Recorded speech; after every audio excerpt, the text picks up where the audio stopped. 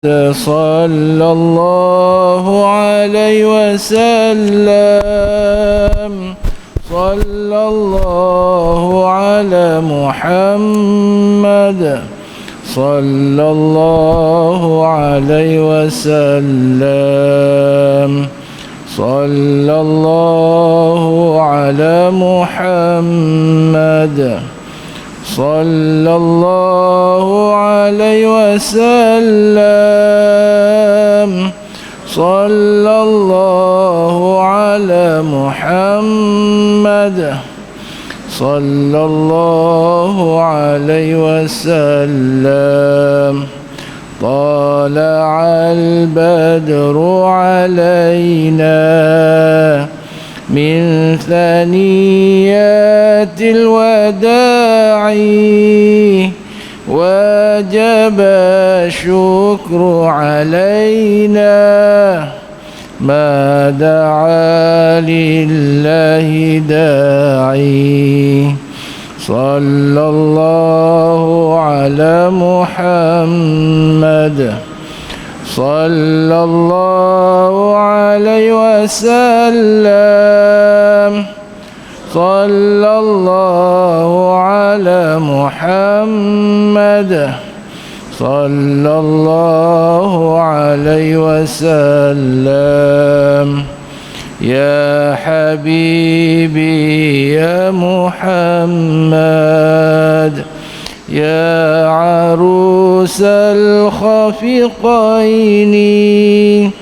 يا مؤيد يا ممجد يا إمام القبلتين.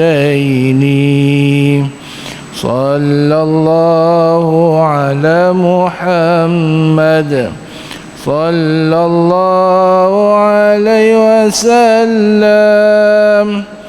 صلى الله على محمد صلى الله عليه وسلم.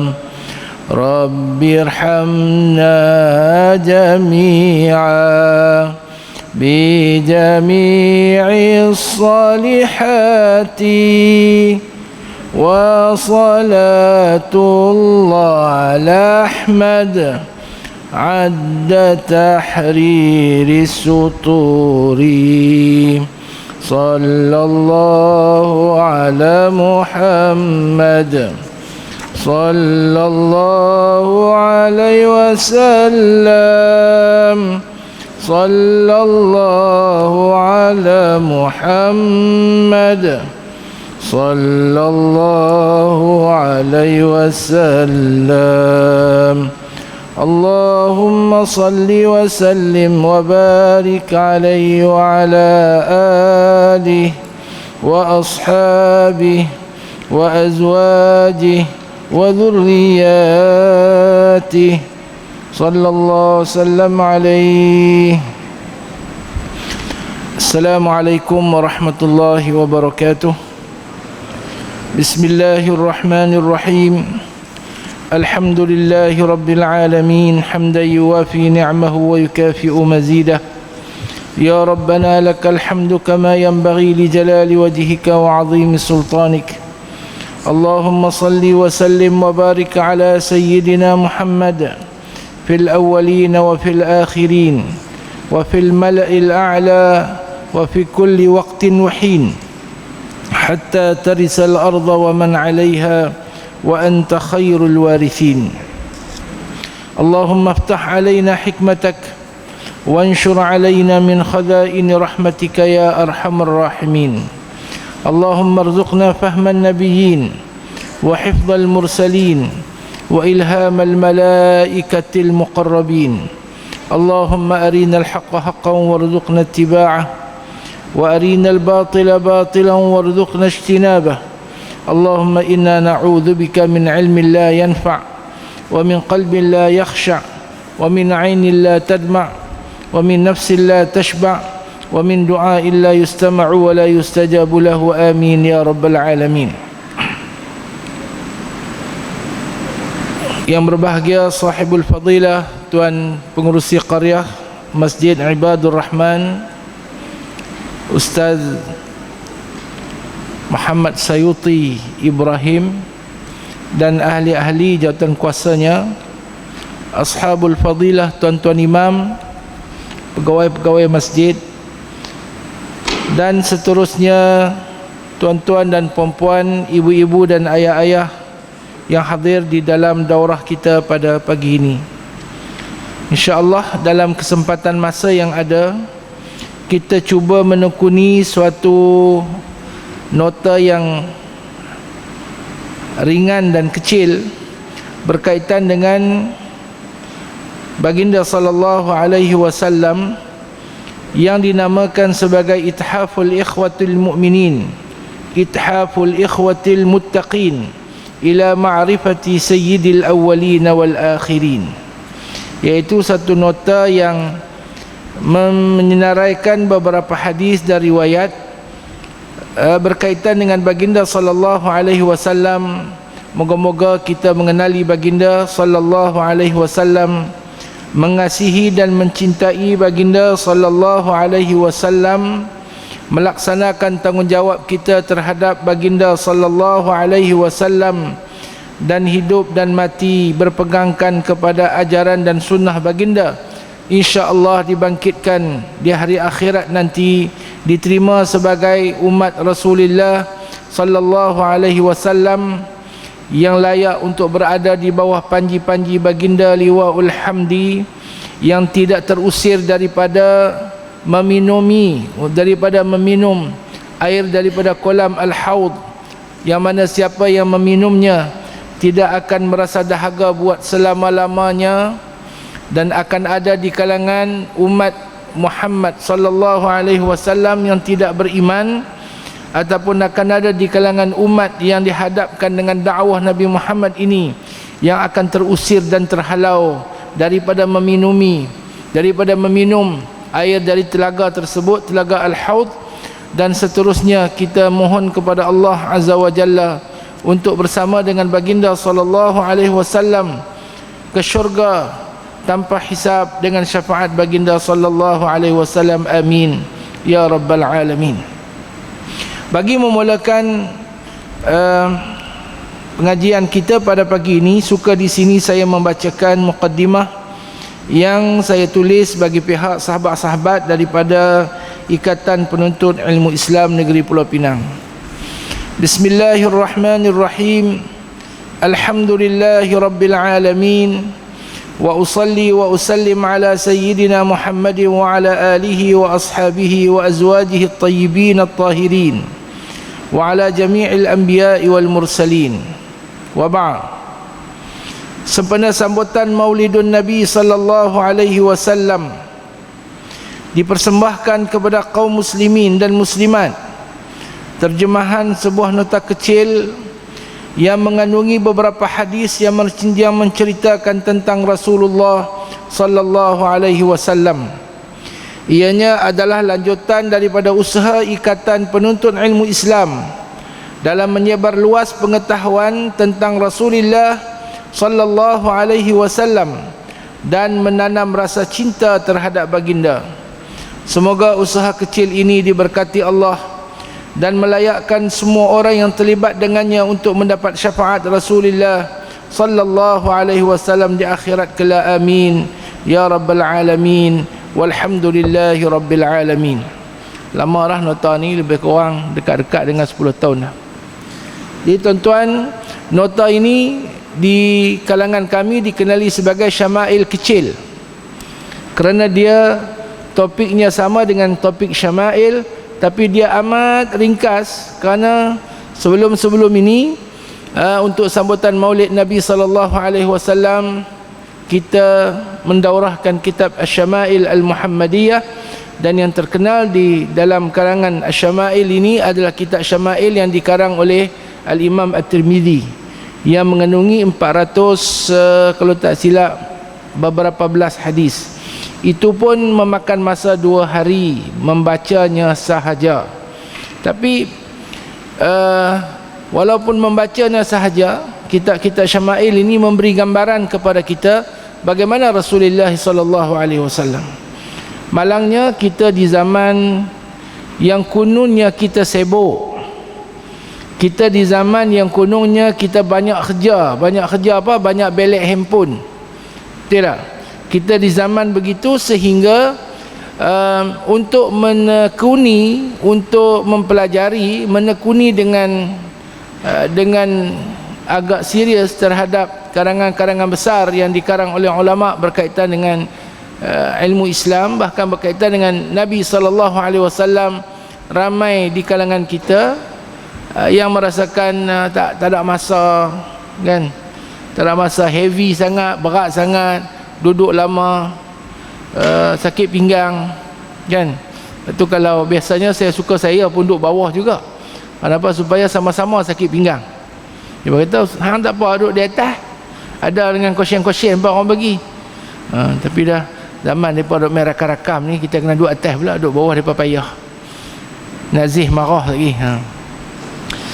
Taib, tuan-tuan dan puan-puan yang dirahmati Allah, maka kami pun carilah mana-mana nota yang kecil yang boleh memberi ringkasan-ringkasan terhadap pengenalan kita bagi Rasulullah sallallahu alaihi wasallam. Di tempat lain pun saya sebut, dan di sini saya ulang sekali lagi, betapa umat ini wajib mengetahui dan wajib mengenali baginda sallallahu alaihi wasallam dengan sebenar-benarnya. Semoga asas kecintaan dan keimanan mereka kepada Nabi sallallahu alaihi wasallam adalah pada asas yang kukuh dan tidak boleh diganggu goyah lagi. Jadi kita perlu mempelajari sirah, sejarah perjuangan Rasulullah sallallahu alaihi wasallam. Itu semua kita belajar.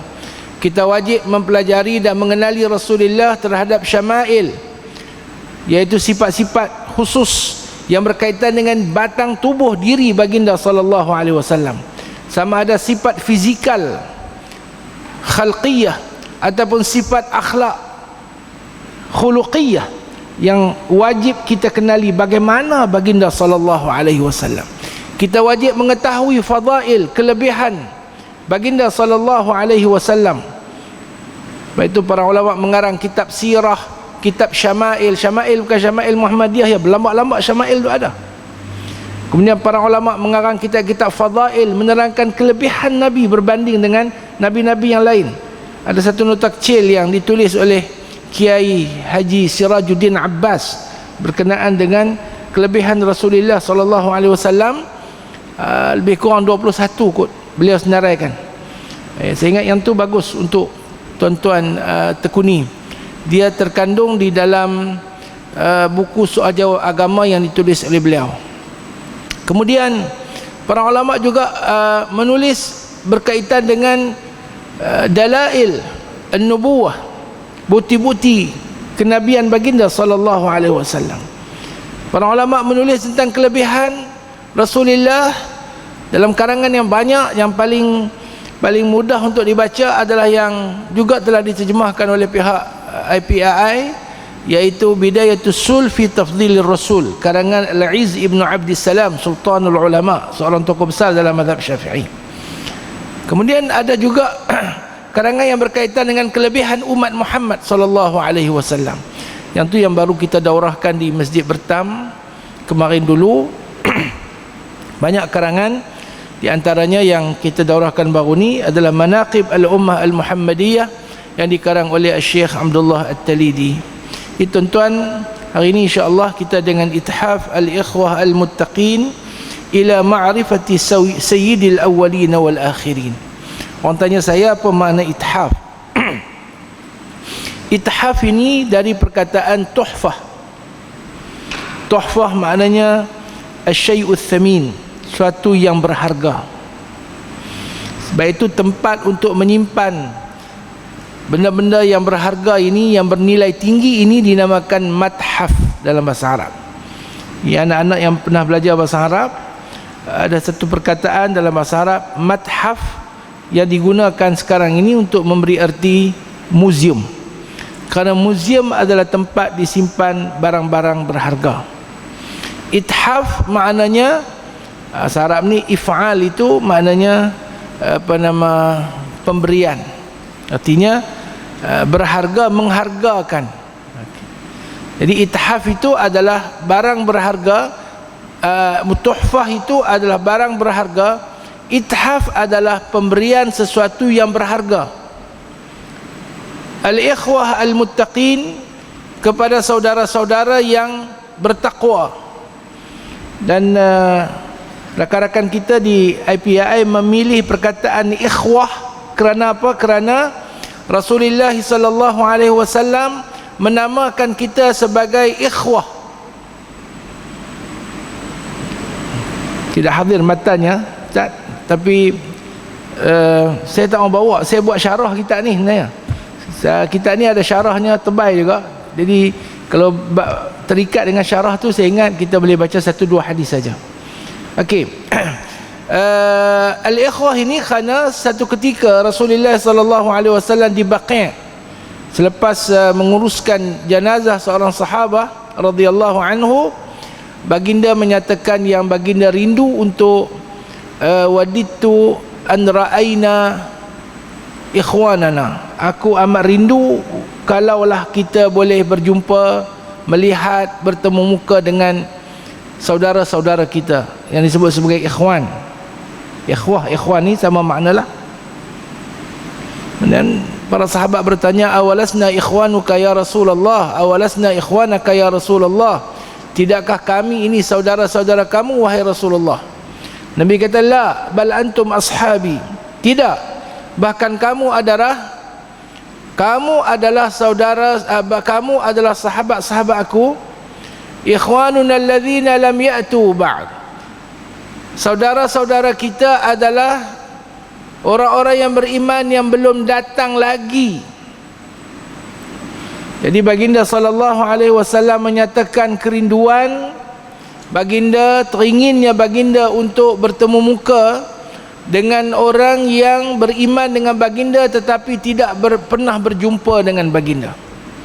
Baik itu, moga-moga kita tergolong dalam golongan ini, dan kitalah yang dinyatakan sebagai a'zamun nasi ajra man amana bi wa illam yarani, orang yang paling besar pahalanya orang yang beriman dengan baginda sallallahu alaihi wasallam tetapi tidak pernah berjumpa dengan baginda. Ada hadis yang menyebut tuba liman amana bi wa ra'ani, tuba liman amana bi wa ra'ani, amat beruntunglah orang yang beriman dengan aku dan pernah melihat aku.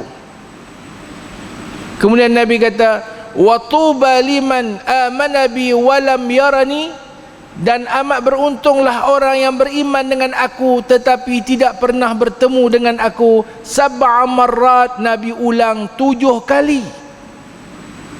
7 kali Nabi ulang. Moga-moga kita tergolong dalam golongan yang dimaksudkan oleh baginda sallallahu alaihi wasallam bila sebut kitab ni Ithaful Ikhwatil Muttaqin, pemberian yang berharga kepada ikhwah. Tuan-tuan kena faham makna ikhwah itu. Ikhwan itu yang dicita-citakan untuk dilihat oleh baginda sallallahu alaihi wasallam. Moga-moga kita akan bersama dengan baginda sallallahu alaihi wasallam dan baginda menerima kita sebagai umatnya di hari akhirat nanti. Amin ya rabbal alamin. Satu lagi, ithaf ni ada satu hadis Nabi sallallahu alaihi wasallam ada menyebut tuhfatul mu'min, hadiah yang berharga bagi orang mukmin. Tuhfatul mu'min, kata baginda sallallahu alaihi wasallam, al-maut, kematian. Jadi sebahagian daripada orang dia menganggap kematian ni satu bala bencana, kan? Kalau rumah depan kubur tak mau, kan? Kalau rumah depan kubur tak mau, jangan kata orang lain, orang Melayu pun tak mau dah ni rumah depan kubur. Sudah terpengaruh, wallahu alam. Tapi kita disuruh untuk memperbanyakkan akthiru min dzikri hadhimil maladzat, hadhimil ladzat.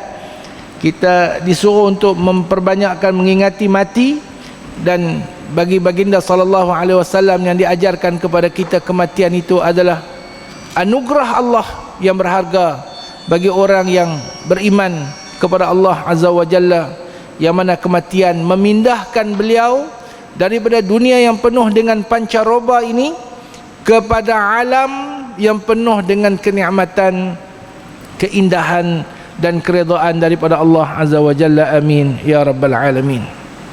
Baik, bismillahirrahmanirrahim. Pasal yang pertama, kelahiran, nasab, keturunan dan sirah baginda sallallahu alaihi wasallam. Maulidu Rasulullah sallallahu alaihi wasallam. Rasulullah sallallahu alaihi wasallam dilahirkan pada hari Isnin 12 Rabiul Awal di Makkah Al-Mukarramah, tahun gajah, iaitu pada 571 Masihi. Ini sebahagian riwayat menyebut baginda dilahirkan 12 Rabiul Awal, dan itu adalah riwayat yang masyhur sejak dahulu kala lagi. Sejak daripada zaman-zaman awal lagi sudah ada pandangan yang mengatakan 12 Rabiul Awal, dan ini yang diterima bil qabul oleh umat Islam seluruh dunia. Walau bagaimanapun, sebahagian ulama yang mentahqiq daripada kejadian-kejadian yang tertentu, tahunnya, bulannya dan sebagainya, hari Isnin yang dimaksudkan itu, kata sebahagian pengkaji, adalah jatuh pada 9 Rabiul Awal. Kita tidak menafikan di atas fakta yang kuat, terutamanya di kalangan ulama falak, mengatakan tarikh itu adalah 9 Rabiul Awal. Namun kita juga tidak menafikan tentang wujudnya riwayat 12 Rabiul Awal.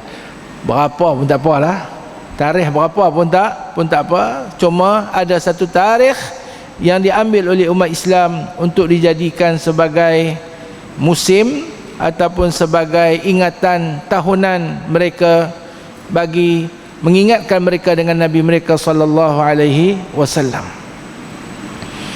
Di tahun gajah, tahun gajah ni cerita panjang, tapi dia ada kaitan dengan Ashabul Ukhdud. Bagaimana raja sebuah negara yang melakukan kezaliman kepada umat Islam di Yaman, dan mereka dibunuh, sehinggalah Allah Azza wa Jalla menggerakkan tentera daripada Habsyah yang ketika itu mereka beragama dengan agama Nabi Isa alaihi salam, dan mereka telah menawan negeri tersebut. Berlakulah apa yang berlaku, dan akhirnya yang memerintah negeri tersebut adalah seorang yang bernama Abrahah, dan berlakulah peristiwa gajah yang macam mana tuan-tuan pelajari. Saya tak mau panjang sangat, lagi kita stuck dalam tu. Baik. Daripada dua ibu bapa yang mulia, ayahnya Abdullah ibn Abdul Muttalib dan ibunya Aminah bintu Wahbin, datuknya telah menamakannya Muhammad. Diriwayatkan ayahanda baginda telah wafat 7 bulan sebelum kelahiran baginda sallallahu alaihi wasallam. Maknanya ketika baginda berada di dalam perut ibunya 2 bulan. Walamma tamma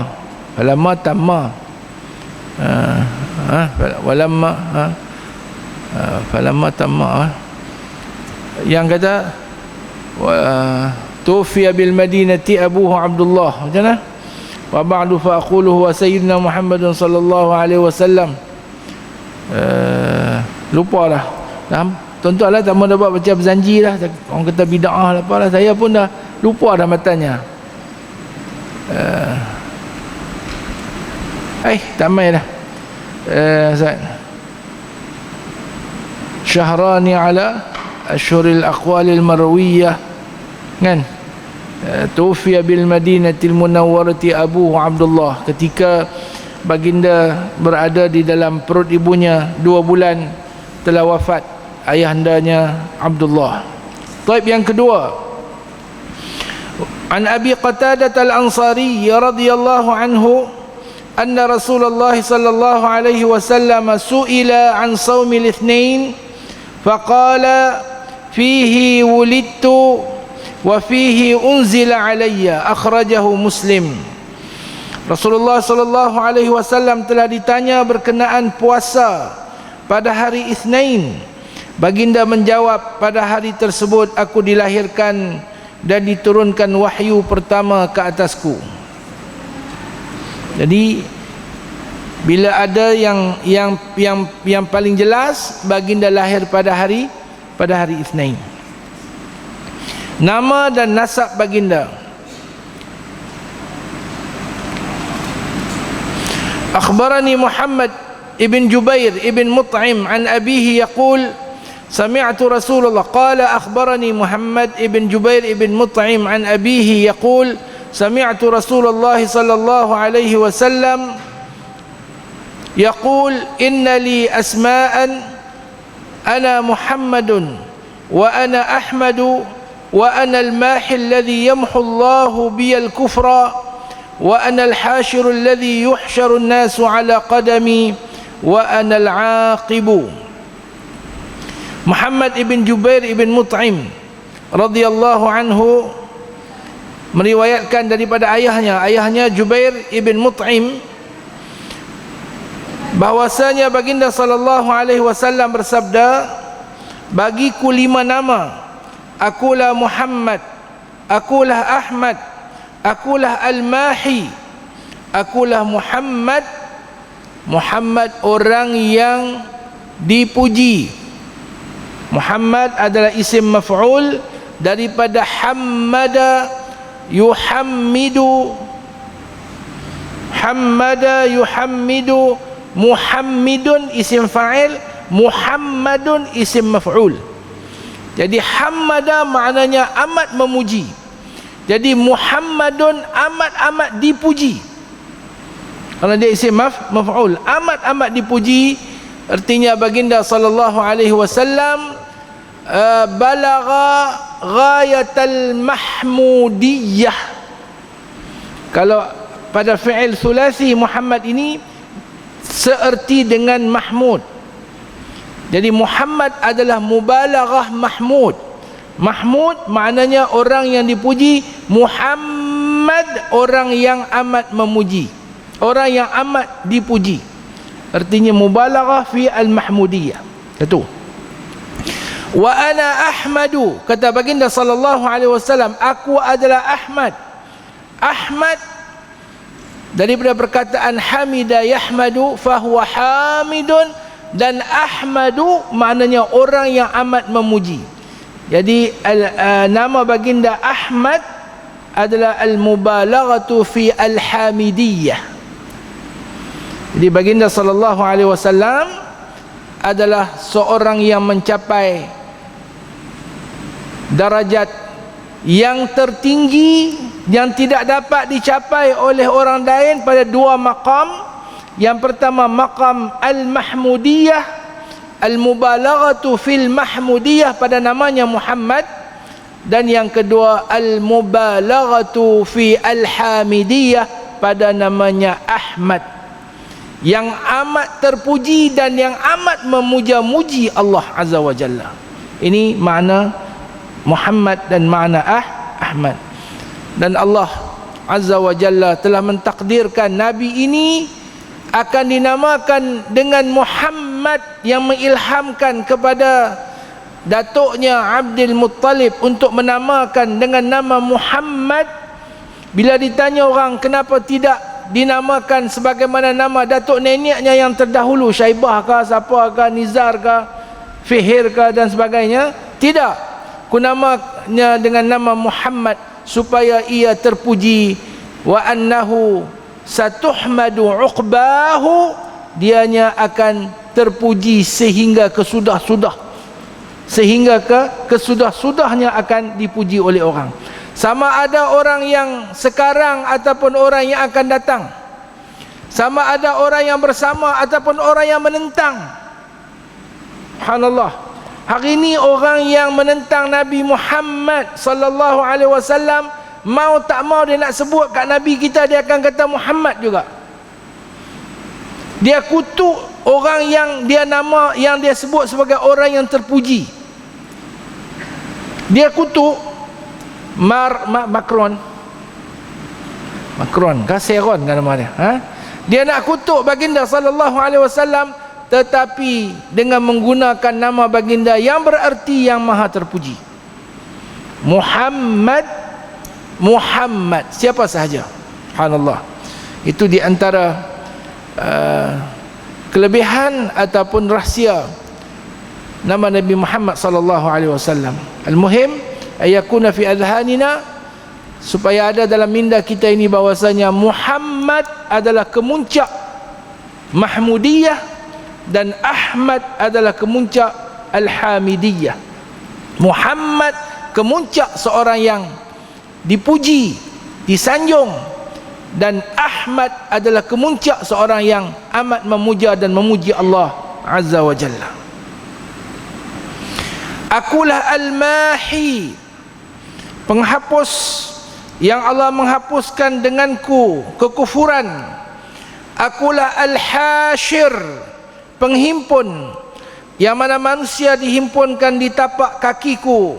Dan akulah Al-Aqib, dan Al-Aqib itu man la nabiyya ba'dah, yang tiada nabi selepasku.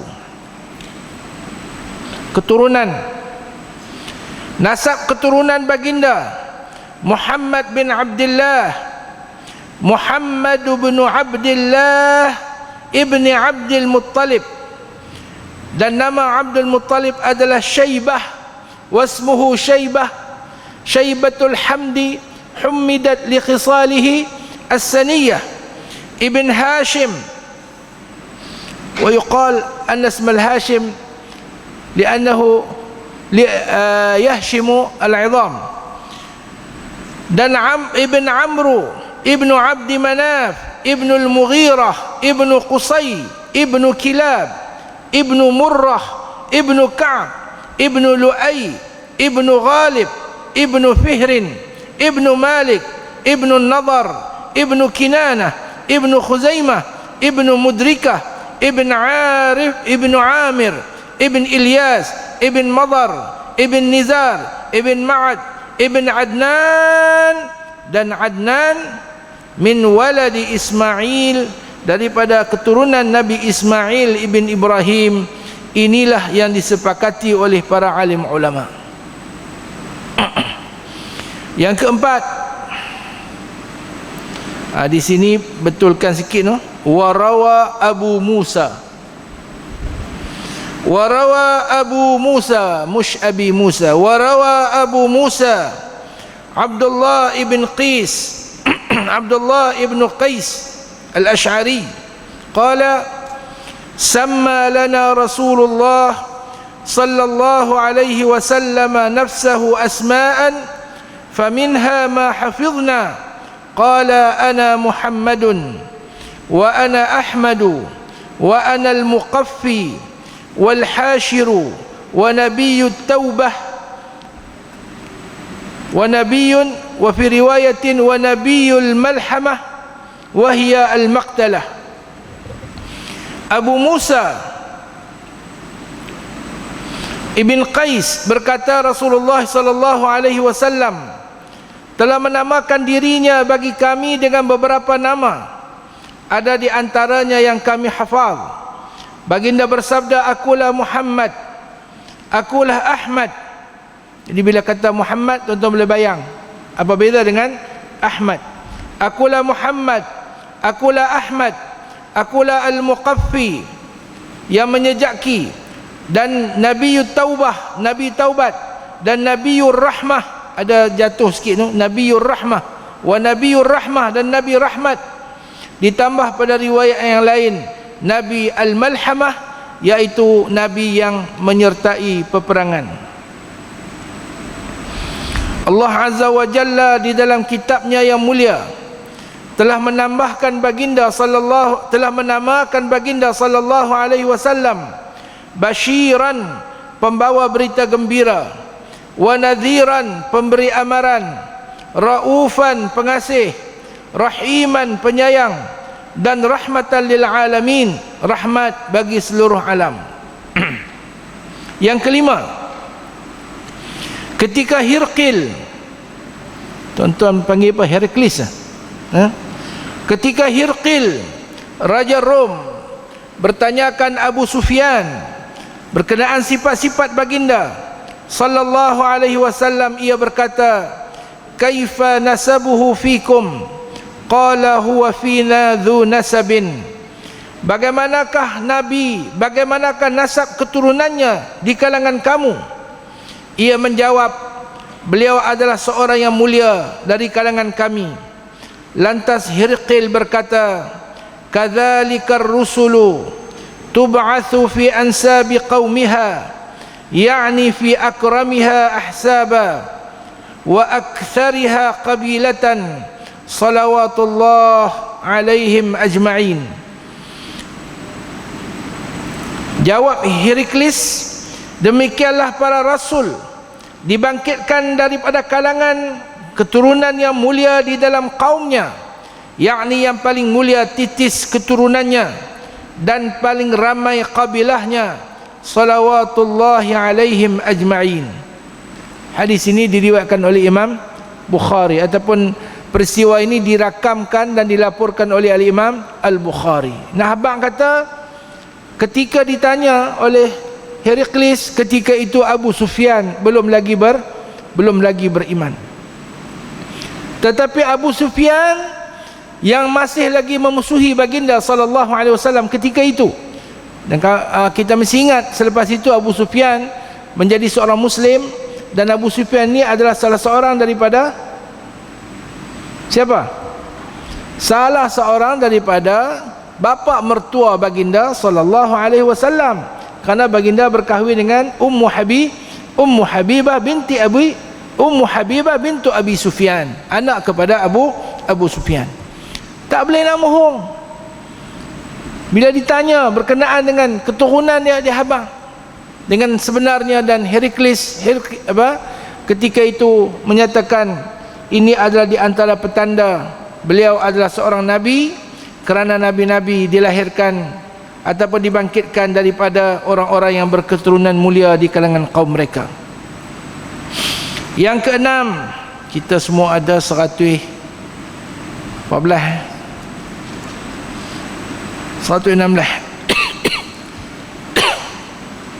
perlu setengah nak makan pula kan. Wa an Abi Ammar Shaddad annahu sami'a Wathilah bin Asqa' yaqulu sami'tu Rasulullah sallallahu alaihi wasallam yaqul inna Allah astafa Kinanata min waladi Ismaila wastafa Quraisyan min Kinanah wastafa min Quraisyin Bani Hashim wastafani min Bani Hashim. Daripada Abi Ammar Shaddad bahawa ia telah mendengar Wathilah ibn Asqa' berkata, aku mendengar Rasulullah sallallahu alaihi wasallam bersabda, sesungguhnya Allah telah memilih Kinanah dari anak cucu Ismail, memilih Quraisy daripada Kinanah, memilih daripada Quraisy Bani Hashim, dan memilihku daripada Bani Hashim. Maknanya baginda sallallahu alaihi wasallam adalah insan yang terpilih daripada kalangan orang-orang yang terpilih. Yang ketujuh, wa an Abi Hurairah, bukan Abu wa Abi, betul kan? Wa an Abi Hurairah qala Rasulullah sallallahu alaihi wasallam, ana sayyidu waladi Adam yaum al-qiyamah wa awwalu man yanshaqqu anhu al-qabru wa awwalu syafi'in wa awwalu musyaffa'in. Abu Hurairah radhiyallahu anhu berkata, Rasulullah sallallahu alaihi wasallam telah bersabda, akulah ketua anak-anak Adam pada hari kiamat. Nabi habaq sendiri, ana sayyidu waladi Adam. Sebab itu kita tak sebut Muhammad macam tu saja, kita akan kata Sayyiduna Muhammad. Dan agak pelik bagi segolongan manusia, dekat Nabi tak boleh nak kata Sayyiduna. Dekat dia dengan tuan haji lah, dengan tu lah, tuan doktor lah, tuan apalah, tuan kok nu lah, tuan kok ni lah, apa ni. Dekat Nabi tak boleh kata Sayyiduna. Wallahu alam. Nabi kata ana sayyidu walad Adam, aku adalah ketua, sayyid, tuan bagi semua anak Adam. Maka amat wajar dan adalah tidak sopan kalau Rasulullah sallallahu alaihi wasallam disebut tanpa menyatakan penghormatan dan tanpa memuliakan darjat kedudukan baginda sallallahu alaihi wasallam. Ada saya jumpa orang tulis buku, orang Melayu lah, tulis buku bagus kenaan sirah, tapi merujuk kepada Nabi itu dia kata Muhammad, Muhammad, Muhammad, Muhammad. Daripada awal buku sampai habis Muhammad, dilahirkan Muhammad, Muhammad bertemu jodoh dengan Aisyah, Muhammad, Muhammad, Muhammad. Ya Allah ya Karim. Kalau orang lain ataupun kita memadai dengan nama Muhammad, itu pun dah cukup untuk memberi makna kepujian kepada baginda sallallahu alaihi wasallam. Wallahu alam. Tapi jangan arahan Al-Quran, jangan kita jadikan panggilan kita kepada baginda sallallahu alaihi wasallam sebagaimana kita memanggil salah seorang daripada kawan-kawan kita. Ayah minta nama apa? Ustaz Fizal Jamaluddin. Balik panggil ke ayah Din. Ayah ada lagi? Ada lagi. Saya ayah tak ada dah. Ni abang ada Din. Jom kita pergi pekan. Dia buh menampang. Haji Ibrahim duduk lagi? Ada lagi? Tak. Panggil Ibrahim kat ayah kita, boleh kah? Tak boleh. Lagu tu pun kita nampak dah tak apa? Tak cantik. Ustaz Sayuti kita nak panggil dia. Sayuti pun tak. Habis tak nak panggil ustaz je dah. Kita nak panggil ustaz. Wallahu alam. Baik. Akulah ketua anak-anak Adam pada hari kiamat. Aku orang pertama yang akan dibuka kuburnya, orang pertama yang memberi syafaat dan dibenarkan memberi syafaat. Awwalu syafi'in wa awwalu musyaffa'in. Anak-anak baginda Rasulullah sallallahu alaihi wasallam memiliki 3 anak lelaki. Dulu orang tua apa nama Hayun Doi tu depa ada apa? Duk nasyid ya, anaknya Nabi 7-nya apa? Anak Nabi 7 orang, 3 laki-laki 4 perempuan. Ayah hang pula 4 bini. Pula dah. Rasulullah sallallahu alaihi wasallam memiliki 3 anak lelaki. Mereka adalah Al-Qasim, Abdullah dan Ibrahim. Wallahu alam, ada sebagai riwayat ke tempat. Dan ditambah lagi dengan yang bernama At-Tayyib. Dengar cukuplah ni. Anak-anak perempuan baginda pula 4 orang, iaitu Zainab, Ruqayyah, Ummu Kalthum dan Fatimah. Kesemua mereka adalah anak baginda dengan Khadijah radhiyallahu anha, kecuali Ibrahim yang merupakan anak baginda dengan Maryah Al-Qibtiyah. Al-Qasim dan Abdullah telah wafat sebelum baginda sallallahu alaihi wasallam diangkat menjadi rasul. Manakala putri-putri baginda berkesempatan dengan Islam dan berhijrah bersama-sama Rasulullah sallallahu alaihi wasallam. Al-Qasim adalah anak pertama baginda dan dengannya lah baginda dikunyahkan, digelar Abul Qasim. Ia mati di Makkah, merupakan anak Rasulullah sallallahu alaihi wasallam yang pertama mati. Kemudian mati pula Abdullah di Makkah, manakala Ibrahim pula mati di Madinah dan dikebumikan di Baqi'. Qasim, sebab itu Nabi sallallahu alaihi wasallam dikenali sebagai Abul Qasim. Dan ada riwayat yang sahih yang mana baginda sallallahu alaihi wasallam mengatakan tasammu bismi wala taktanu bikunyati. Kamu boleh bernama dengan namaku, bernamalah dengan nama-nama aku. Yang patutlah takkan pun nama kita Nabiur Rahmah pula. Nama Muhammad, nama Ahmad, kan? Ahmad Hashir ke, Ahmad Bashir ke, Ahmad Nazir ke, banyak betul tak? tapi jangan berkunyah dengan kunyahku. Tak boleh kita menamakan anak kita ke diri kita dengan kunyah baginda sallallahu alaihi wasallam, iaitu Abul Qasim. Jadi tak boleh Abul Qasim. Jangan buh nama anak Abu Qasim. Kalau kita ada anak nama Qasim pun jangan gelarkan diri kita Abul Qasim. Ini mengikut pandangan sebagian ulama. Larangan ini kekal sehingga sampai bila-bila. Namun ada sebagian ulama yang mengatakan larangan ini hanya semasa hidup baginda sallallahu alaihi wasallam untuk Abul Qasim. Kemudian ada satu lagi larangan ataupun sebagian ulama melarang daripada penggunaan nama Abu Isa, bapa Isa, kerana Isa tidak ada ayah. Kalau ada anak tak boleh buat nama Abu Isa. Dan larangan itu katanya makruh. Dimakruhkan menggunakan Abu Isa. Tapi kalau dah dinamakan dengan Abu Isa boleh dipanggil. Dan orang yang menanggung kemakruhan itu adalah orang yang mula mengkunyahkan si fulan itu sebagai Abu Isa. Kerana ada tokoh besar di kalangan umat Islam ini yang gelarannya adalah Abu Isa, iaitu Imam Tirmidzi, Abu Isa At-Tirmidzi. Baik. Isteri-isteri baginda sallallahu alaihi wasallam.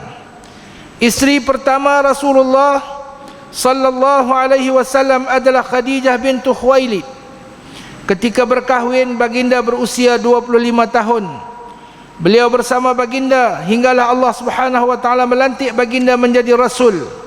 Beliau wafat 3 tahun sebelum hijrah. Kemudian baginda berkahwin dengan Saudah bintu Zam'ah selepas Khadijah di Makkah sebelum hijrah. Kemudian baginda berkahwin dengan Aisyah bintu Abi Bakr As-Siddiq di Makkah 2 tahun sebelum hijrah. Ketika Nabi sallallahu alaihi wasallam wafat, beliau berusia 18 tahun. Beliau wafat di Al-Madinah. Kemudian baginda berkahwin dengan Hafsah bintu Umar ibn al-Khattab. Kemudian baginda berkahwin dengan Ummu Habibah bintu Abi Sufyan, yang nama sebenarnya adalah Ramlah bintu Sakhrin bintu Harbin bintu Umayyah. Nama sebenarnya adalah Ramlah bintu Sakhrin ibni Harbin ibni Umayyah. Kemudian baginda sallallahu alaihi wasallam berkahwin dengan Ummu Salamah, namanya Hind bintu Abi Umayyah. Kemudian baginda berkahwin dengan Zainab bintu Jahshin ibnu Ri'ab. Kemudian baginda berkahwin dengan Zainab bintu Khuzaimah ibn al-Harith ibn Abdullah ibn Amrin ibn Abdul Manaf. Ia terkenal dengan gelaran Ummul Masakin kerana banyak memberi makan kepada fakir miskin. Kemudian baginda berkahwin dengan Juwairiyah bintul Harith ibn Abi Dhirar ibn Habib. Kemudian baginda berkahwin dengan Safiyah bintu Huyai ibn Akhtab ibn Abi Yahya ibn Ka'ab ibn al-Khazraj an-Nadariyah, anak seorang tokoh Yahudi. Kemudian baginda berkahwin dengan Maimunah bintul Harith. Al-Allamah Ibn al-Qayyim berkata, wala khilaf annahu sallallahu alaihi wasallam tuwfiya an 9 wa kana yaqsimu minhunna li 8, Aisyah wa Hafsah wa Zainab bintu Jahshin wa Salama wa Safiyah wa Safiyah wa Habibah wa Maimunah wa Sauda wa Juwairiyah wa awwalu nisaihi luhuqan bihi ba'da wafatihi sallallahu alaihi wasallam Zainab bintu Jahshin sanata 20 wa akhiruhunna mautan Ummu Salamah sanata 62 fi khilafati Yazid wallahu a'lam. Tiada perselisihan bahawa semasa kewafatan baginda sallallahu alaihi wasallam bersama baginda 9 orang isteri, yang mana baginda membahagikan giliran kepada 8 orang daripada kalangan mereka, yaitu Aisyah, Hafsah, Zainab bintu Jahshin, Ummu Salamah, Safiyah, Ummu Habibah, Maimunah, Saudah dan Juwairiyah. Kenapa? Kerana giliran Saudah itu diberikan kepada Sayyidatina Aisyah radhiyallahu anha. Isteri baginda yang pertama wafat. Selepas kewafatan baginda adalah Zainab bintu Jahshin pada tahun 20 Hijrah. Isteri baginda yang terakhir sallallahu alaihi wasallam, isteri baginda sallallahu alaihi wasallam terakhir yang wafat adalah Ummu Salamah, yaitu pada tahun 62 semasa pemerintahan Yazid radhiyallahu anhunna ajma'in wa hunna ummahatil mu'minin. Baik. Hijrah baginda sallallahu alaihi wasallam. Rasulullah sallallahu alaihi wasallam telah berhijrah ke Madinah, Yathrib, setelah diizinkan oleh Allah bersama baginda sallallahu alaihi wasallam Abu Bakar Siddiq radhiyallahu anhu dan budak suruhannya Abi Bakar yang bernama Amir ibn Fuhairah. Manakala penunjuk jalan pula adalah Abdullah ibn Ariqid, boleh baca, sebahagian yang mengatakan nama ini dibaca Ibnul Uraiqid Al-Lithi. Semasa itu beliau masih lagi belum memeluk agama Islam, Abdullah ini. Peperangan baginda sallallahu alaihi wasallam.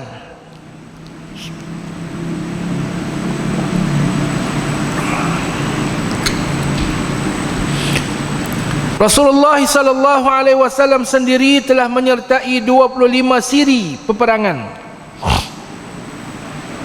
Ia adalah riwayat yang masyhur menurut Muhammad ibn Ishaq. Muhammad ibn Ishaq ni adalah di antara orang yang pertama yang menyusun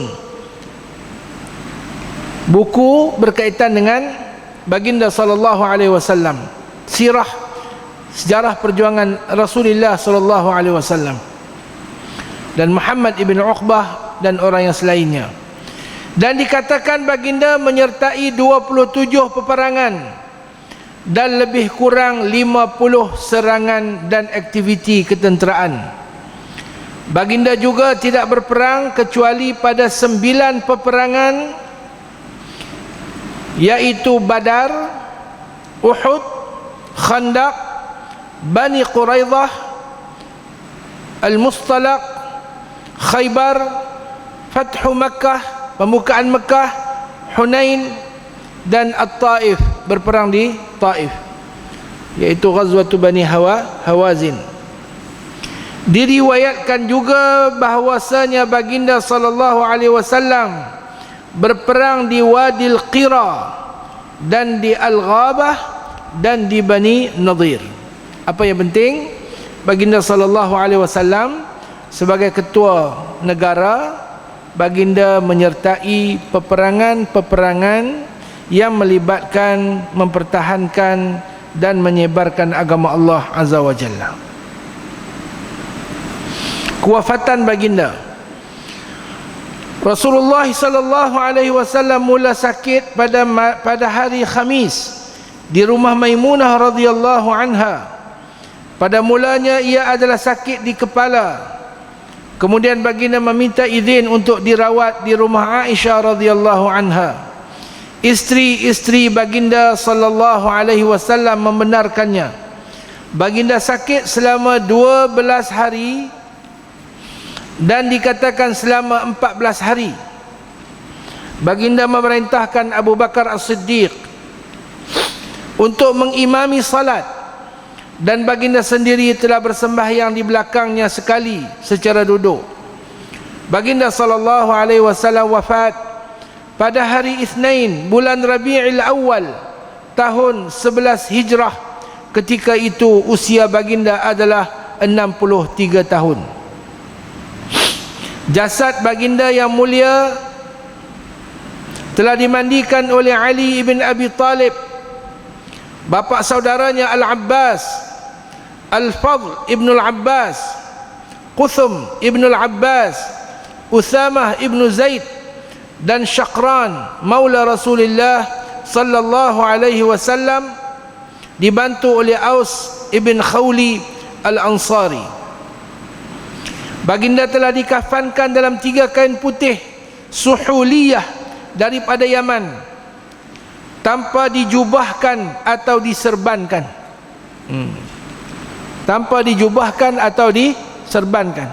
Jadi ini ulama kata kapan yang terbaik untuk orang lelaki, tanpa dijubahkan, tanpa diserbankan, dikafankan dalam 3 helai kain sahaja.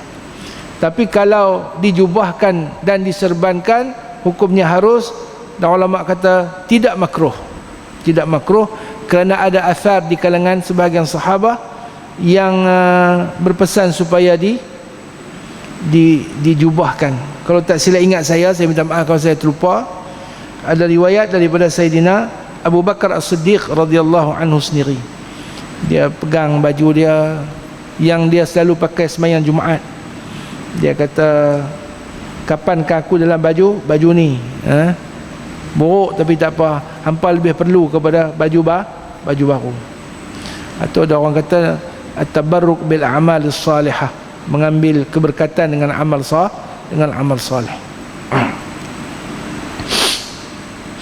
Baginda dimakamkan di dalam rumah Aisyah radhiyallahu anha pada malam Selasa, dan diriwayatkan pada malam Rabu. Semasa dimakamkan, Fatimah radhiyallahu anha putri baginda bermadah, aghbara afaqus samai wa kuwirat syamsun nahari wa azlama al-asrani wal ardu min ba'di an-nabi hazinatun asafan alayhi kathiratul rajfani faltabkihi syarqul biladi wa gharbuha waltabkihi misru wa kullu yamani وليبكه الطور المبارك الجوه والبيت ذو الأستار والأركان يا خاتم الرسل المبارك ضوءه صلى عليك منزل الفرقان. Ini apa nama Aisyah, orang Arab kata rasa ataupun risa, iaitu syair yang diucapkan, yang dimadahkan untuk membayangkan kesedihan, kepiluan, betapa remuknya hati berpisah dengan orang yang disayangi. Kita pun sedih, apatah lagi Sayyidatina Fatimah anak baginda sallallahu alaihi wasallam. Nak terjemah ni punyalah payah tuan-tuan, kan? Nak bagi kena masuk perkataan dengan kalau baca Arab ni, tuan-tuan yang reti bahasa Arab boleh rasa dia punya apa? Boleh rasa dia punya feel ketika itu. Nak buah kod Melayu ni agak sukar. Cuba ajalah kan. Kelamlah ufuk-ufuk langit dan membulatlah matahari siang petang menjadi gelap. Maka dunia tanpa Nabi menjadi pilu, sedih berpisah dengannya teresak-esak. Maka tangisilah negeri timur dan barat, tangisilah Mesir dan semua Yaman, tangisilah semua orang di mana sahaja, dan rumah yang berkelambu dan berpenjuru, iaitu Kaabah. Wahai penyudah Rasul yang berkat cahayanya, berselawat ke atasmu Tuhan penurun Furqan. Setelah Rasulullah sallallahu alaihi wasallam dikebumikan, Fatimah telah berkata kepada Anas radhiyallahu anhuma, ya Anas, kaifa sukhta anfusukum, la ya Anas, kaifa sakhat anfusukum an tahussu turaba ala rasulillah an tahussu turaba ala rasulillah sallallahu alaihi wasallam. Wahai Anas, bagaimanakah sampai hati kamu menimbus tanah ke atas Rasulullah sallallahu alaihi wasallam. Baik. Itu secara ringkas berkenaan dengan kelahiran baginda, nama baginda, keturunan baginda, ahli keluarga baginda, sejarah perjuangan baginda dan kewafatan baginda sallallahu alaihi wasallam. Fasal yang kedua, sifat-sifat baginda. Sifat warna kulit baginda.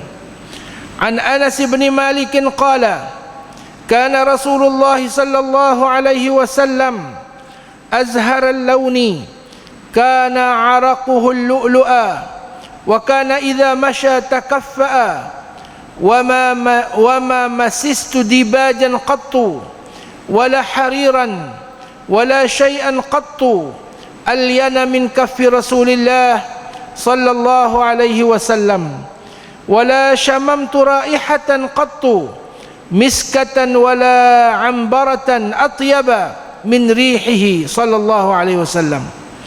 Anas radhiyallahu anhu menyatakan adalah Rasulullah sallallahu alaihi wasallam seorang yang cantik warna kulitnya, tidak hitam dan tidak terlalu putih, maknanya tidak teramat putih, dia bukan putih pucat. Dan mengikut riwayatnya baginda adalah putih kemerah-merahan. Peluh baginda seperti mutiara. Apabila berjalan baginda tegap membongkok.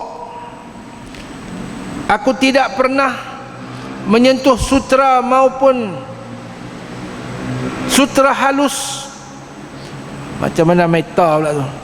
Dia ada dua, satu dibaj, satu lagi harir. Satu yang diambil daripada benang tu diambil daripada ulat sutera tu ketika dia masih hidup, satu lagi ketika dia telah mati. Katanya wallahu alam. Yang sutera macam ni ke, yang sutera macam nu ke, yang halus, dia ada kualiti yang agak berbeza.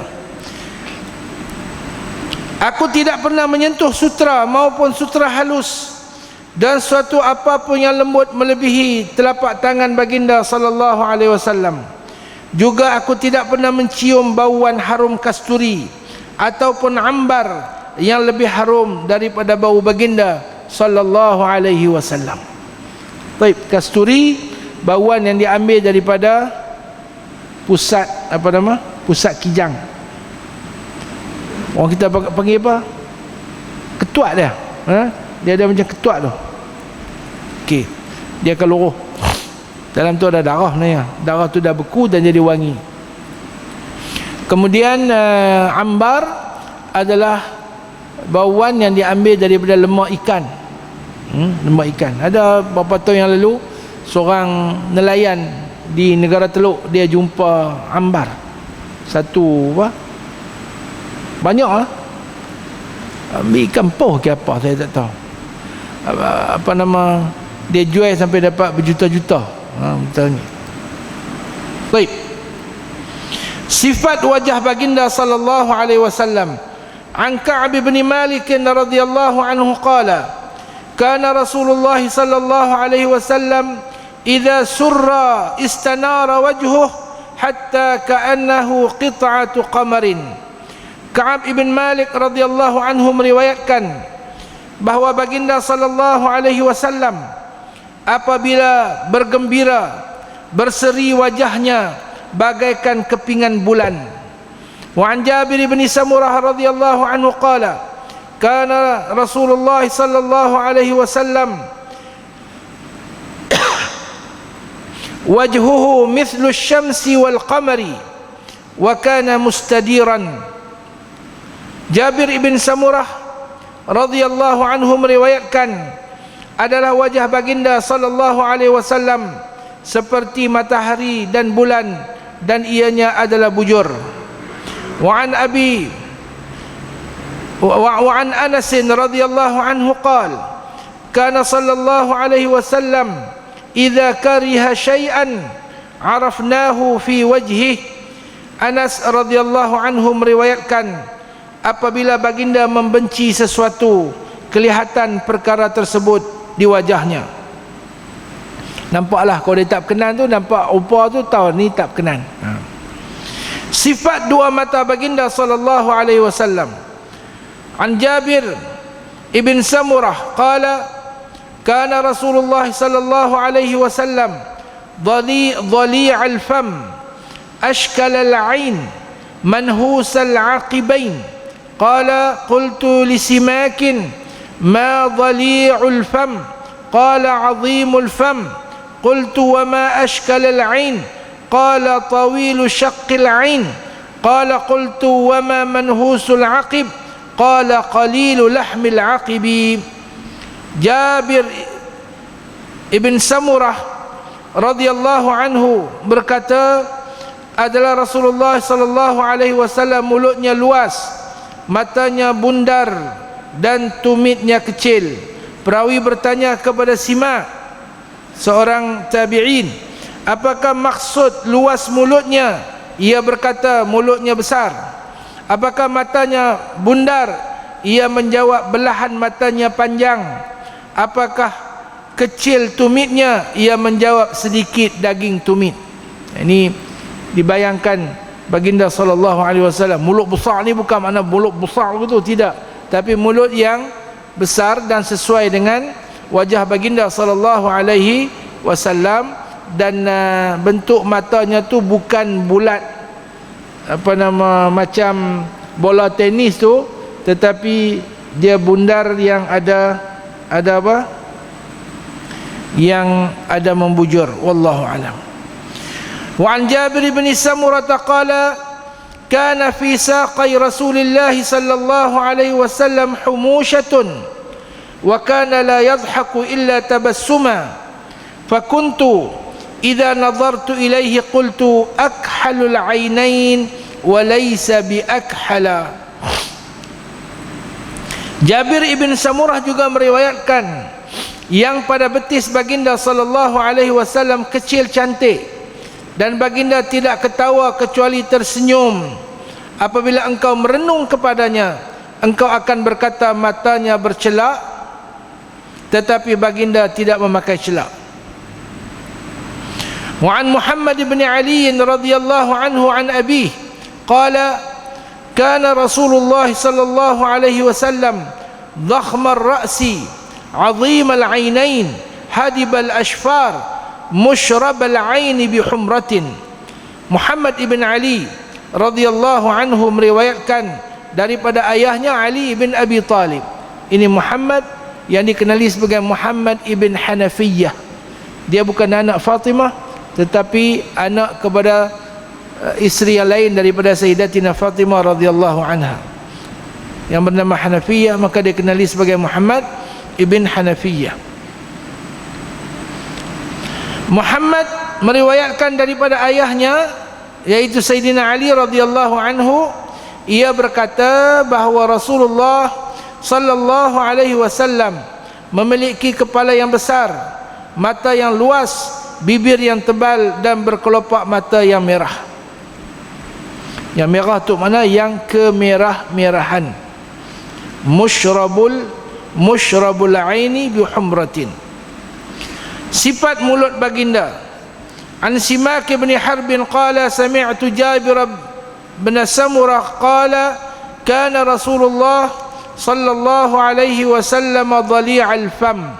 Simak ibn Harb berkata, aku mendengar Jabir ibn Samurah radhiyallahu anhu berkata, adalah mulut Rasulullah sallallahu alaihi wasallam luas. 16. Wa an Wa'il ibn Hujr radhiyallahu anhu qala ata an-nabiy sallallahu alaihi wasallam bidalwin min ma'in fashariba thumma majja fi ad-dalwi thumma sabba fi al-bi'ri aw shariba min al-dalwi thumma majja fi al-bi'ri fafaha minha mithlu rihil miski. Wa'il ibn Hujr berkata, Rasulullah sallallahu alaihi wasallam mengambil gayung, mencedok air, kemudian baginda meminum daripada gayung tersebut, kemudian baginda mencurahkan kembali ke telaga. Ia menambah lagi, kemudian baginda menyembur ke dalam telaga, maka tersebar bauan harum daripada telaga itu bagaikan bau kasturi. Ambil ayak, cebok, minum, lepas tu Nabi buh dalam telaga balik ayak tu. Ada yang mengatakan, ada riwayat di sini juga mengatakan kemudian Nabi sembuh, luahkan daripada mulutnya masuk ke dalam telaga, dan air telaga itu menjadi wangi seperti bau kasturi. Ini ada kolah masjid, ada kolah. Jadi pengurusi masjid kumur-kumur membuih pula masuk dalam tu. Nak tengok dia nak mengembuk bau apa. Rasulullah bau kasturi kan. Jangan siapa-siapa duk buat lah. Pasal kita ni lagi bau macam tikus keturi. Sifat pipi baginda sallallahu alaihi wasallam. An Ammar bin Yasir qala kana Rasulullah sallallahu alaihi wasallam yusallimu an yaminihi wa an shimalihi hatta yura bayadu khaddih. Ammar ibn Yasir radhiyallahu anhu meriwayatkan bahwasanya Rasulullah sallallahu alaihi wasallam memberi salam ke kiri, memberi salam ke kanan dan ke kiri, sehingga terlihat putih pipi baginda sallallahu alaihi wasallam.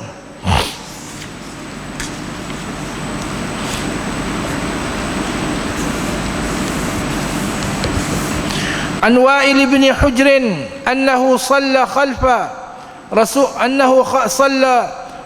Rasulillah sallallahu alaihi wasallam fajahara bit-ta'min fajahara bi-amin wa sallama an yaminihi wa an shimalihi hatta ra'aitu bayadha khaddih.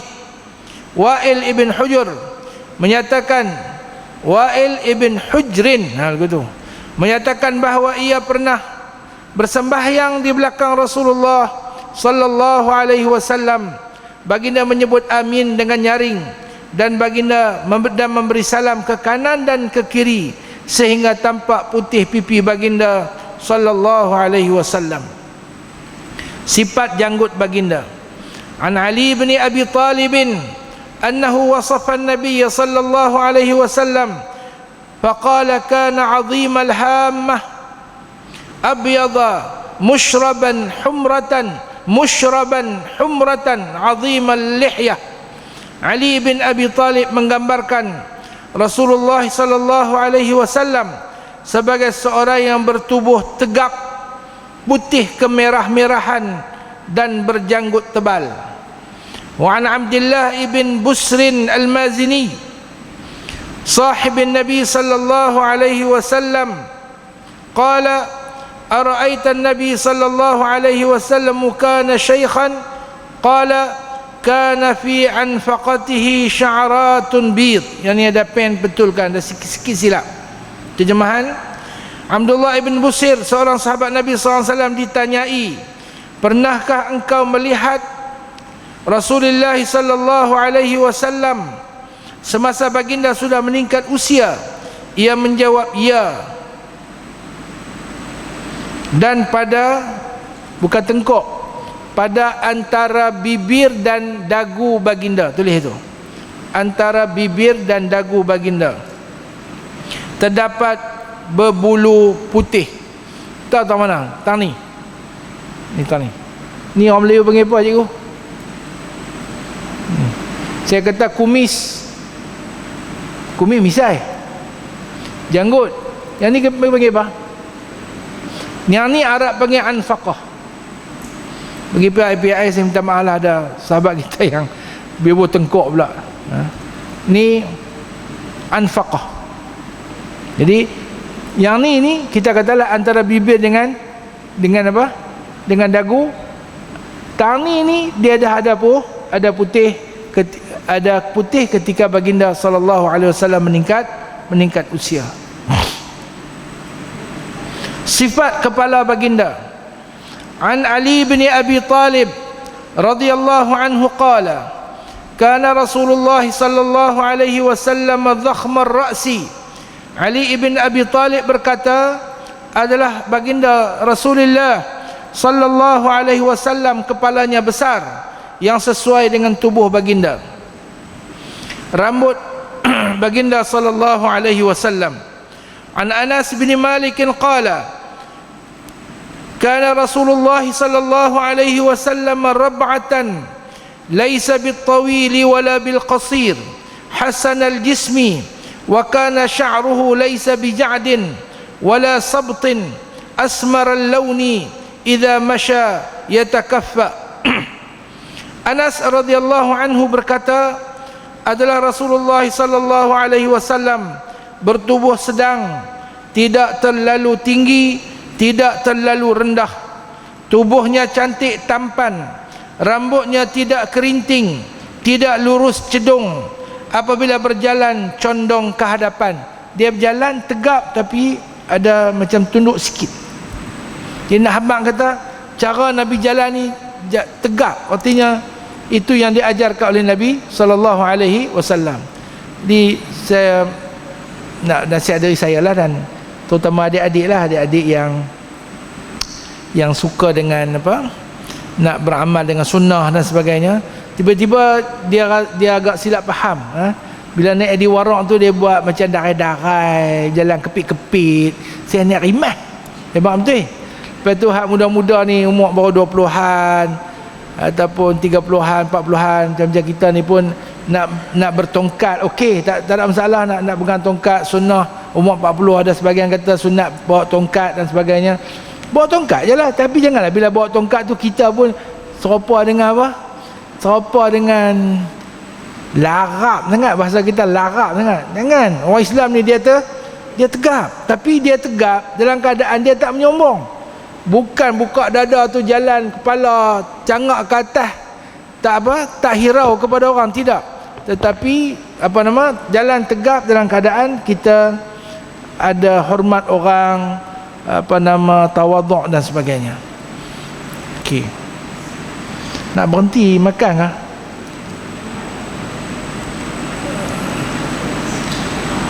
Tuan-tuan boleh janji berapa minit tuan-tuan nak makan? Tak, perhabis sikit. Kita perhabis sampai sampai peluh Nabi apa semua. Sat sikit-sikit. Ani bin Abbas radhiyallahu anhuma anna Rasulullah sallallahu alaihi wasallam kana yasdilu sya'rahu wa kana al-musyrikun yafruquna ru'usahum fakana ahlul kitab yasdiluna ru'usahum wa kana yuhibbu muwafaqata ahli al-kitab fima lam yu'mar fihi bi syai'in thumma farraqa Rasulullah sallallahu alaihi wasallam ra'sahu. Ibnu Abbas radhiyallahu anhuma menceritakan bahawa baginda sallallahu alaihi wasallam menyikat rambutnya secara lurus, manakala orang musyrikin menyikat rambut secara berbelah. Dikatakan belah tengah. Lurus ini sikat begitu ya, tarik belakang. Yang berbelah ni ada belah tengah. Tapi lah kita belah apa? Belah apa? Belah tepi. Nazih saya tahu dia kata boleh belah. Baik Nazih. Nabi belah, tidak belah pula. Maknanya tidak sikat begitu lah, sikat tarik ya. Sementara ahli kitab meluruskan rambut mereka. Rasulullah lebih suka menuruti ahli kitab pada perkara yang tidak diperintahkan dengan sesuatu. Kemudian baginda membelah rambut baginda sallallahu alaihi wasallam. Artinya sikat terus lebu tu pun tak apa, sikat ada belah pun tak apa, dan moga-moga belah tengah pun tak apa, belah kiri pun tak apa, belah tepi pun tak apa, belah kanan pun tak apa. Jangan hampa buat belah melintang tu, malu kat orang. Dah lah pusak sampai 3. Okey, saya lupa sebut di awal pengajian tadi bahawasanya kita ni duk mengaji tentang Nabi, tentang sunnah baginda sallallahu alaihi wasallam. Kita kena bedakan dua perkara, iaitu yang pertama sunnah tashri'iyah dan yang kedua sunnah ghair tashri'iyah. Yang pertama sunnah juga, tetapi yang pertama sunnah yang berbentuk pensyariatan, yang kita kena ikut, tak ikut jadi bid'ah. Dan yang kedua sunnah ghair tashri'iyah, sunnah yang bukan tashri', bukan pensyariatan, yang sebagian ulama menamakan dengan sunnah jibiliyah, jibilli, tabi'iyah, mana sunnah yang berdasarkan tabiat kemanusiaan baginda sallallahu alaihi wasallam. Ini termasuklah berkenaan dengan pipi dia putih, dah kita beranak-beranak hitam. Jadi pipi ustaz apa nama, tuan pengurusi masjid tak apalah, cerah sikit, tapi tak tahulah adakah putih Nabi macam tu. Betul tak? Saat ni pekat duk beli kuih putih pula, duk apa? Duk marah apa nama tokek kuih putih, saya tarik balik lah. Kena saman juta-juta, saya malas lah. Duk beli ubat bubuh putih, pasal apa? Pasal pipi Nabi putih. Siapa pipi tak putih bid'ah. Tak, bukan begitu, tidak. Yang ni adalah sunnah ghair tasyri'iyah. Okey. Tapi sunnah-sunnah yang tidak tasyri'iyah ni, kalau dilaksanakan dengan tujuan nak ikut Nabi SAW, dengan tujuan nak menyatakan suka dan sayang kita kat Nabi, kan? Saya ingat lagi zaman saya budak-budak dulu, ada satu gambar orang putih nama Saturday Night Fever. Entah tak ada zaman dulu kan, ada satu hero tu berjalan terinjak, maka ramai budak-budak masa tu berjalan pun terinjak. John Travolta kan nama dia. Betul kan? John Travolta. Pasal apa? Pasal suka kat dia tu. Adakah kita suka kat Nabi dan nak berjalan lagu Nabi berjalan, nak makan lagu Nabi makan, nak cakap lagu Nabi bercakap, sikat rambut macam mana Nabi sikat, adakah salah? Tak salah. Bahkan sebagian ulama mengatakan kalau dibuat kerana rasa cintakan pada baginda sallallahu alaihi wasallam, insya-Allah akan beroleh pahala di sisi Allah azza wa jalla. Moga-moga itulah yang pandangan yang benar. Itulah, pakai baju merah, kita tengok ada tak Nabi pakai baju merah. Baik.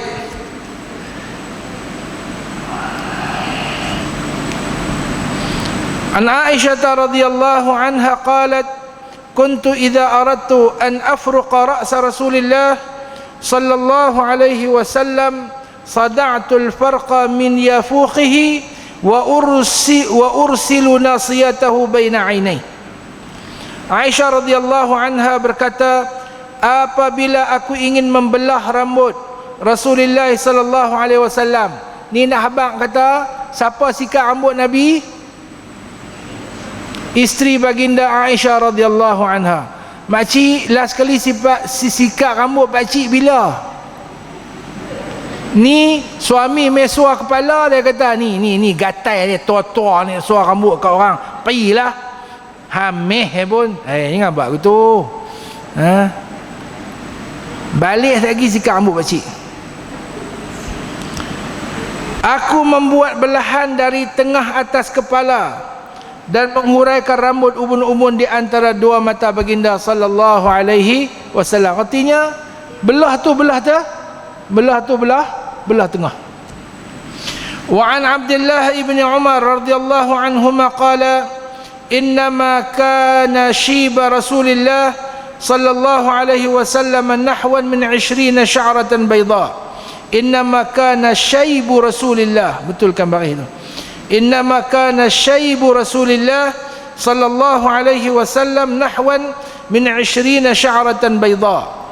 Abdullah ibn Umar radhiyallahu anhuma berkata, uban Rasulullah sallallahu alaihi wasallam lebih kurang 20 uban putih.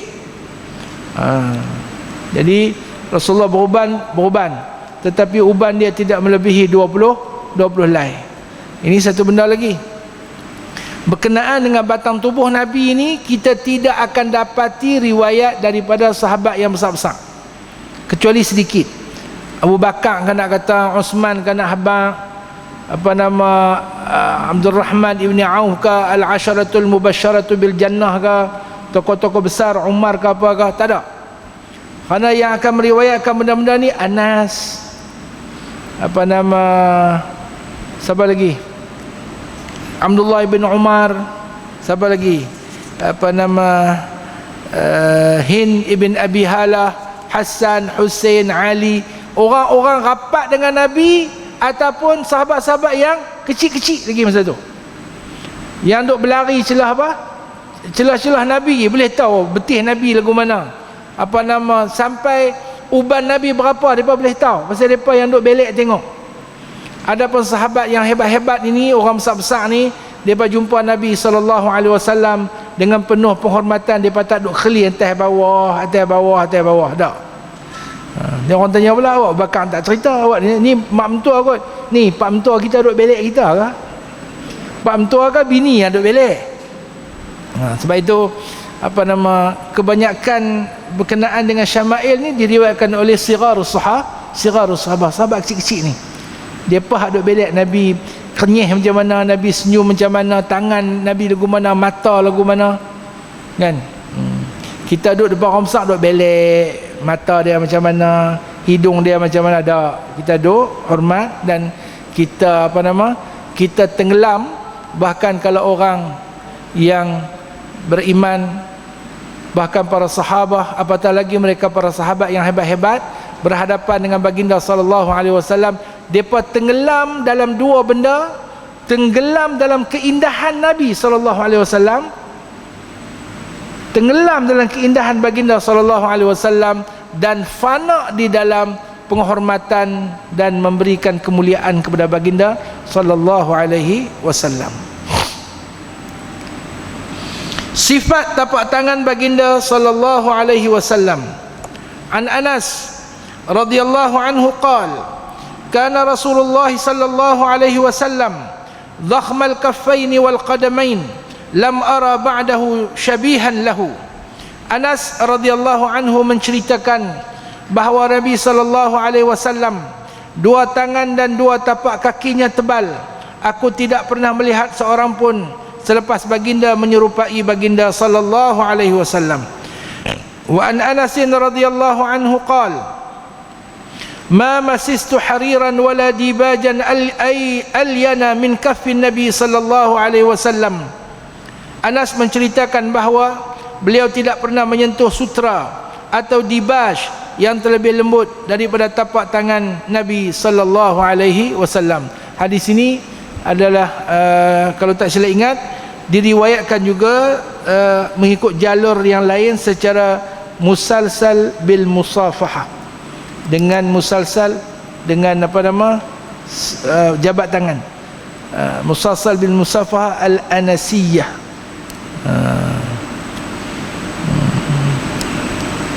Dia apa nama, dia cerita tu, kemudian riwayat perawi yang kedua dia akan kata safihni bi kaffika alladhi safahakan Nabi sallallahu alaihi wasallam.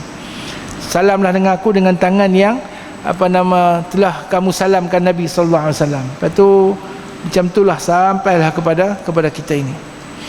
Yang ke-28, wa an abihi Abi al-Juhaifah qala,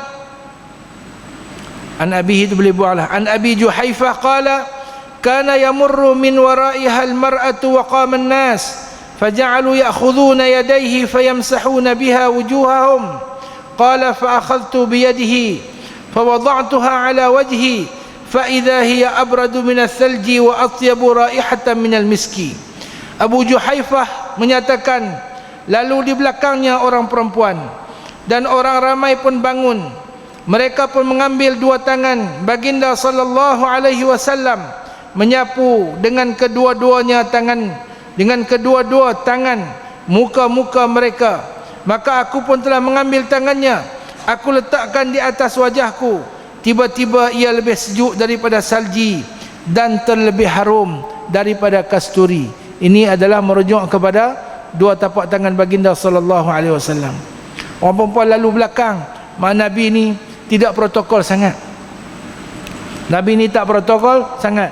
Nabi duduk berdiri tempat orang yang orang boleh lalu di belakang. Pasal biasanya kalau orang yang hebat-hebat ni kan, siapa boleh lalu belakang tak ketahuan.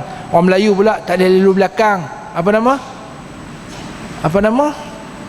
Depa kata apa, telahan hilang ilmu, kurus ilmu. Apa dia ni? Ilmu duduk belakang, tapi itulah yang pelik. Ilmu bukan duduk belakang, ilmu kena duduk kena duduk depan, duduk dalam dada ni, duduk dalam kepala, duduk dalam dada. Betul ilmu duduk belakang. Kalau nak lalu belakang ni minta izin, makcik nak asyik lalu belakang ni. Dia kata keren ilmu aku. Mungkin ilmu apa kita tak tahu. Baik. Lidah dan air liur baginda sallallahu alaihi wasallam. Wa fi sahihain an Sahal bin Sa'd radhiyallahu anhu qala Rasulullah sallallahu alaihi wasallam yawm Khaybar la u'tiyanna ar-rayata ghadan rajulan yaftahu Allah ala yadayhi yuhibbu Allah wa rasulahu wa yuhibbuhu Allah wa rasuluhu falamma asbaha an-nas ghadaw ala Rasulillah sallallahu alaihi wasallam yarjun an yu'taha faqala ayna Ali ibn Abi Talib faqalu huwa yashtaki 'ainayhi ya Rasulullah qala arsilu ilayhi fa'tuni bihi wa fi riwayati Muslim qala Salamah fa arsalani Rasulullah sallallahu alaihi wasallam ila Ali faji'tu bihi aquduhu armada fatafala Rasulullah sallallahu alaihi wasallam fi 'ainayhi faburi'a ka'annahu lam yakun bihi waja'un. Di dalam sahihain Sahl bin Sa'd radhiyallahu anhu menyatakan bahawa Rasulullah sallallahu alaihi wasallam bersabda pada hari peperangan Khaybar, demi sesungguhnya aku akan berikan panji-panji kepada orang yang Allah akan memberi kemenangan di atas dua tangannya. Ia mengasihi Allah dan Rasulnya, dan Allah dan Rasulnya mengasihinya.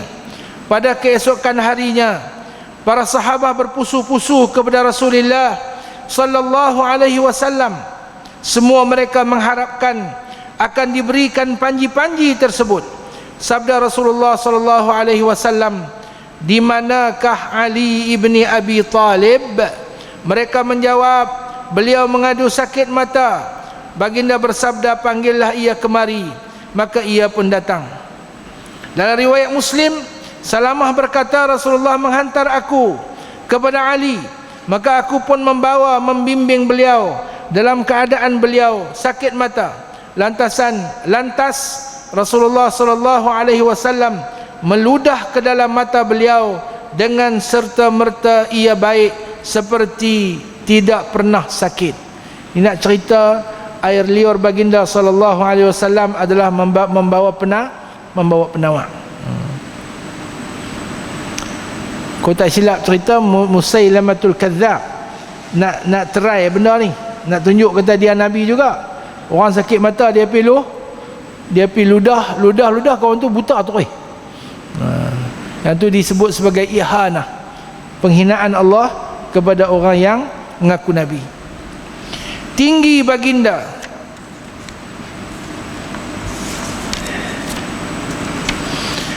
Anil Bara' ibn Azib.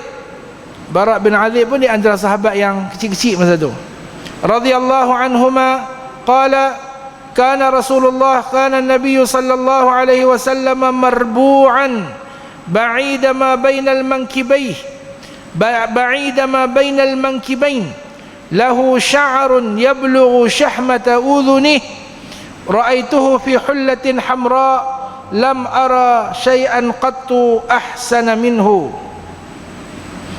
Al-Bara' ibn Azib meriwayatkan adalah Rasulullah sallallahu alaihi wasallam seorang yang tubuhnya sedang ni bukan tengah duk buat benda tak, sedang ni sederhana, sedang, dan di antara dua bahunya jauh ni, satu bau nak pi sampai satu bau lagi tu jauh, artinya dada dia bidang.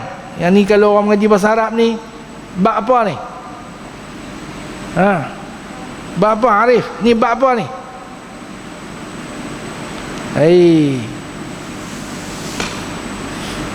Dia nak habaq kata apa nama bau apa dia nak habaq dada luas, dia kata antara bau tu jauh nak sampai. Kan? Dia nak habaq kawan tu apa nama rajin buat kenuri, dia kata dia tu rumah dia apa nama habu banyak, artinya banyak masak jamu orang. Bab apa tu? Cepat.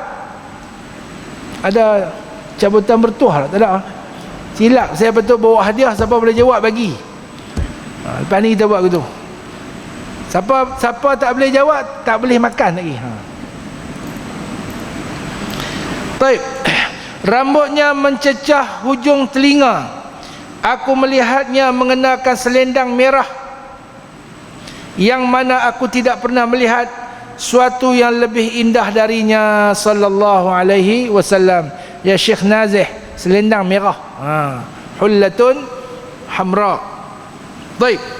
Wa an Anas bin Malik radhiyallahu anhu annahu sami'ahu yaqul kana Rasulullah sallallahu alaihi wasallam rab'atan minal qaum laysa bit-tawil al-ba'in wala bil-qasir azhar al-lawn wala bil-abyad al-amhaq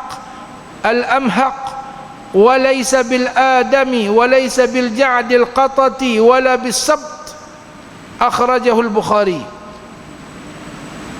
Ini tak payah bacalah makna Arab itu. Anas radhiyallahu anhu menyatakan adalah baginda sallallahu alaihi wasallam seorang yang sedang di kalangan kaumnya, tidak terlalu tinggi, tidak terlalu rendah, warna kulitnya cantik, tidak terlalu putih melepak, tidak pula hitam, rambutnya tidak kerinting dan tidak lurus cedung. Tutur kata dan tawa baginda sallallahu alaihi wasallam. An Simakin qultu li Jabir bin Samurah akunta tujalisu Rasulullah sallallahu alaihi wasallam qala na'am kana tawil as-samt qalil ad-dhahiki wa kana ashabuhu yadhkuruna 'indahu asy-syi'ra wa asya'a min umurihim fayadhhakun wa rubbama tabassama. Simak menyatakan, aku bertanya Jabir ibn Samurah, pernahkah engkau duduk bersama Rasulullah sallallahu alaihi wasallam? Beliau menjawab, ya. Baginda lebih banyak berdiam, kurang ketawa. Para sahabat menyebut syair di sisi baginda dan berbual-bual mengenai hal ahwal mereka. Kemudian mereka ketawa dan baginya hanya tersenyum.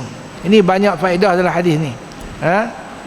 Nabi dia tidak ada gap dengan para sahabat radhiyallahu anhum. Duduk sekali, depa sembang Nabi dengar. Tapi Nabi taklah taklah gelak-gelak sangat macam depa. Nabi depa menyanyi syair zaman-zaman jahiliah ke apakah, Nabi dengar, Nabi izinkan. Ini baginda sallallahu alaihi wasallam dan dia tidak ketawa terbahak-bahak. Baginda hanya tersenyum.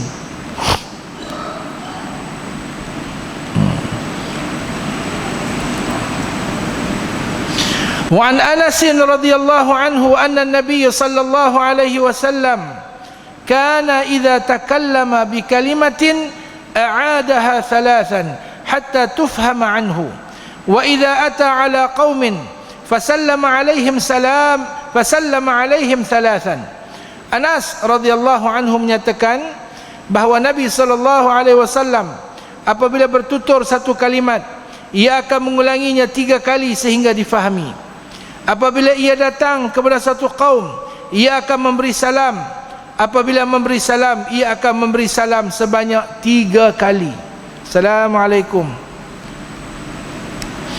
Wa an Aisyah radhiyallahu anha anna Nabi sallallahu alaihi wasallam kana yuhaddithu hadithan law 'addahu al-'adu la ahsahu.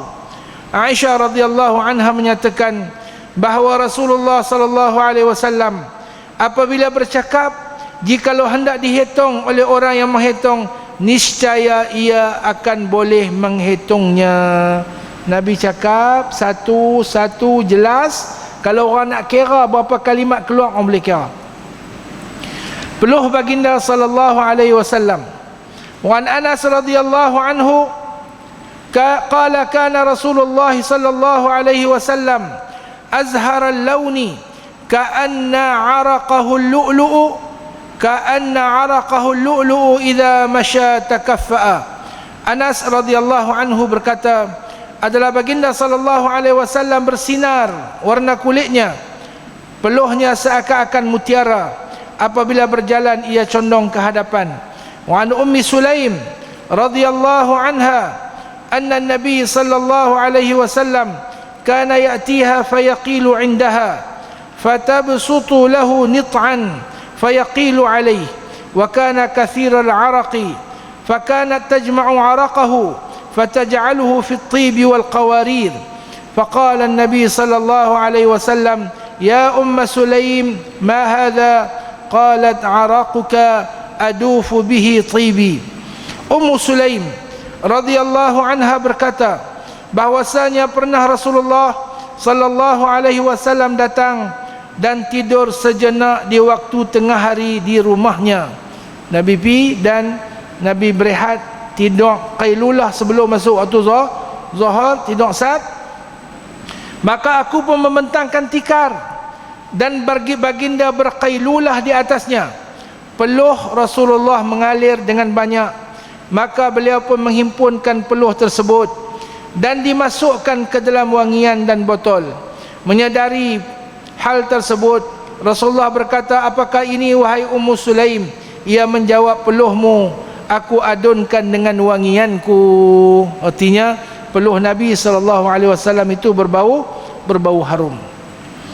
Wangian baginda SAW. An Anas radhiyallahu anhu annahu kana la yaruddu at-tib. Anas radhiyallahu anhu berkata bahwasanya baginda sallallahu alaihi wasallam tidak menolak pemberian wangian. Wa Aisyah radhiyallahu anha qalat wa kana tu'jibuhu ar-rihu at-tayyibah. Aisyah radhiyallahu anha berkata adalah baginda sallallahu alaihi wasallam amat menyukai bauan yang harum sallallahu alaihi wa ala alihi wa ashabihi ajma'in. InsyaAllah lepas ni kita sambung berkenaan dengan gambaran yang agak menyeluruh diberi oleh beberapa orang. Yang ni dia terpisah-terpisah. Kemudian ada beberapa hadis Ummu Ma'bad, hadis Al-Bara ibn Azim, hadis Anas ibn Malik, hadis Ali dan hadis Hind ibn Abi Halah yang menggambarkan Nabi sallallahu alaihi wasallam secara menyeluruh. Kita dah pukul 11, kita rehat 15 minit. InsyaAllah 11.16 kita mula. 15 minit ya tuan-tuan. Boleh? InsyaAllah. Wa sallallahu wasallam wa baraka ala nabiyyina Muhammad wa ala alihi wa sahbihi ajma'in. Subhana rabbika rabbil izzati amma yasifun wa salamun ala al-mursalin walhamdulillahi rabbil alamin. Assalamualaikum warahmatullahi wabarakatuh.